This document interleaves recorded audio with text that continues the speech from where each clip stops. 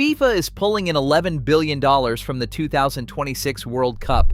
Their contribution to actually moving fans to the tournament's biggest venue is zero. That left NJ Transit holding a $48 million bill, and ordinary ticket holders staring at a train fare that jumped from $13 to over $100. But the real crisis isn't just one stadium's pricing scandal, it's who this entire World Cup was actually designed to serve. June 11th, 2026. The first whistle blows, but for tens of thousands of fans, the real challenge starts long before kickoff. MetLife Stadium, set in the marshes of East Rutherford, transforms into the tournament's biggest test of logistics. With 8 matches, including the final on July 19th, this is the most heavily used venue of the World Cup. Unlike other stadiums, where fans can rely on sprawling parking lots or a patchwork of shuttle services, MetLife is almost entirely dependent on mass transit. There's no on-site parking for ordinary ticket holders, no easy drop-off. The only way in for the vast majority is through NJ Transit's rail and bus network, a system now tasked with moving over 40,000 fans per match. Each train, each bus, becomes as much a part of the event as the game itself. The stadium's location, hemmed in by highways and rail lines, means every detail of transit planning is magnified.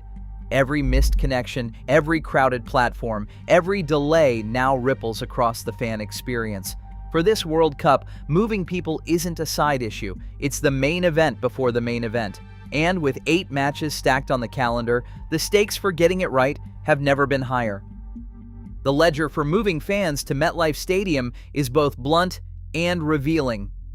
NJ Transit faces a $48 million bill just to run trains and buses for 8 World Cup matches, an amount that covers extra staff, overtime, security, and the cost of keeping the system running at full tilt for weeks.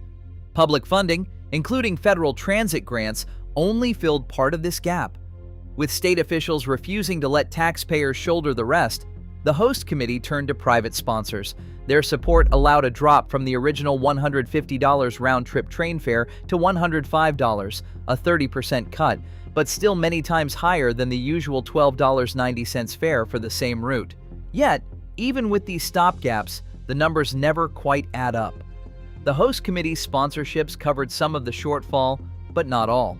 And in the middle of this financial balancing act sits FIFA. Despite collecting an estimated $11 billion in revenue from the tournament, money flowing in from global broadcasting rights, sponsorships, ticket sales, and luxury hospitality packages, FIFA contributed nothing directly to the local transit operation. Not a single line item in their audited reports is earmarked for moving fans to MetLife. The result? The local transit agency is left holding the bag. NJ Transit must recover nearly the entire $48 million cost, with the only real lever left being the price charged to ordinary fans. While the world's richest sports organization walks away with record profits, New Jersey's public agency is forced to squeeze the very people the World Cup promised to welcome. The question now is how, and from whom, that final bill will be collected. Chris Kaluri, the CEO of NJ Transit, stepped into the spotlight as the person willing to defend the fare decision in public. When reporters asked how the cost for fans had surged, Kaluri pointed straight to the numbers. $6 million to run trains and buses for each World Cup match, $48 million in total.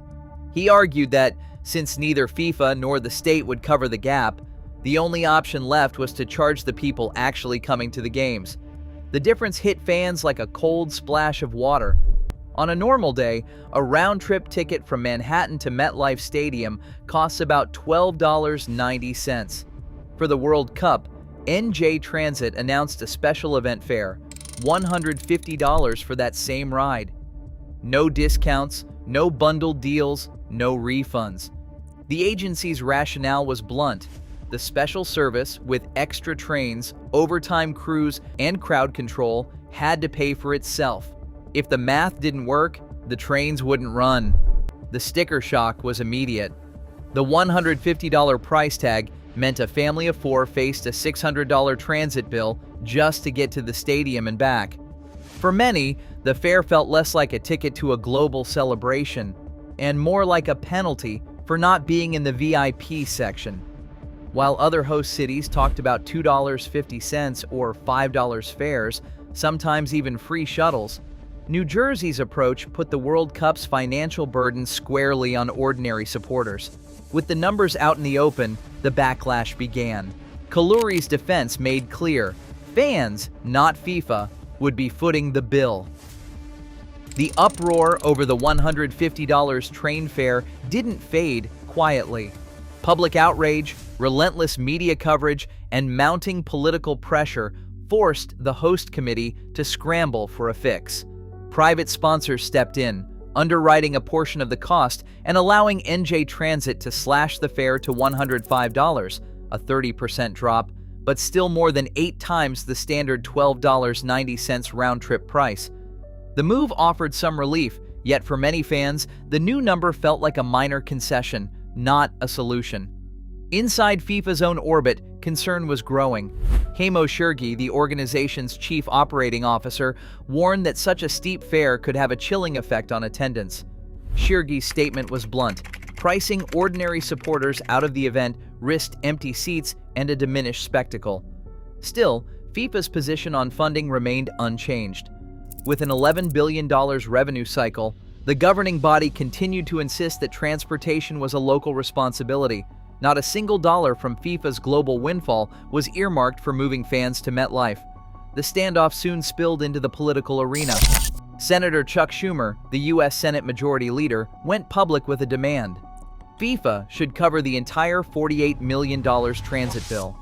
Schumer's message was loud and direct, calling the fare a ripoff and pointing to the contrast between FIFA's profits and the financial burden on ordinary fans. He cited claims that other host cities were offering $2.50 round-trip fares, sharpening the sense of unfairness for New Jersey supporters. While those low fares varied in accuracy, Atlanta's MARTA, for example, charged $2.50 one way. The comparison stuck, fueling frustration. The controversy now reached beyond fare charts and train schedules. It became a fight over who should pay for access to the world's biggest sporting event, the fans in the stands, or the organization collecting billions from their passion.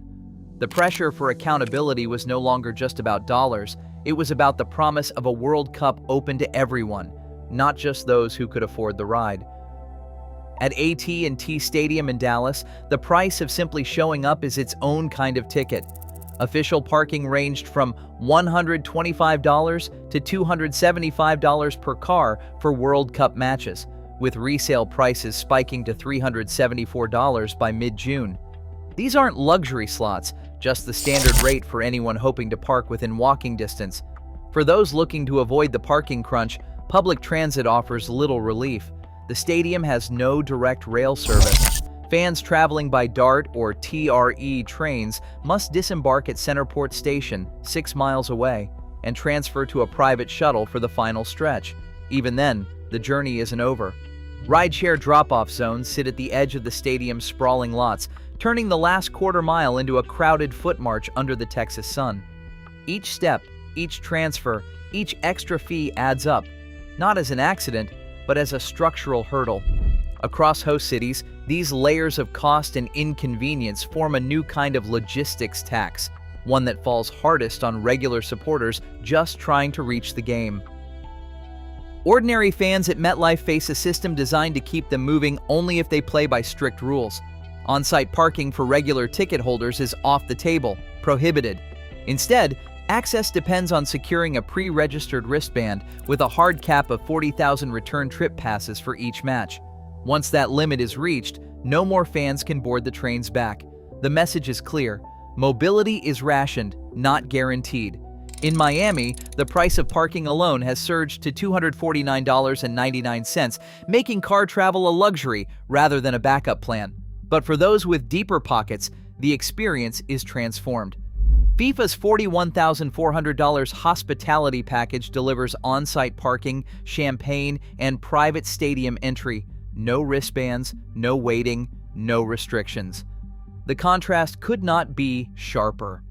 While most supporters are funneled through capped access and steep fares, Premium guests glide past every obstacle, insulated by price. This is not accidental. It's a mobility system built on budget tiers, where access and comfort are commodities. The question now is whether future host cities will accept a model where the ordinary fan is left outside the velvet rope. Today, ordinary fans face $105 train fares and $275 parking, while FIFA's $11 billion windfall leaves local transit unfunded. The World Cup promised access, but delivered a paywall. As tickets sell out, fairness doesn't. The next move belongs to the cities and the fans left waiting. What's your perspective?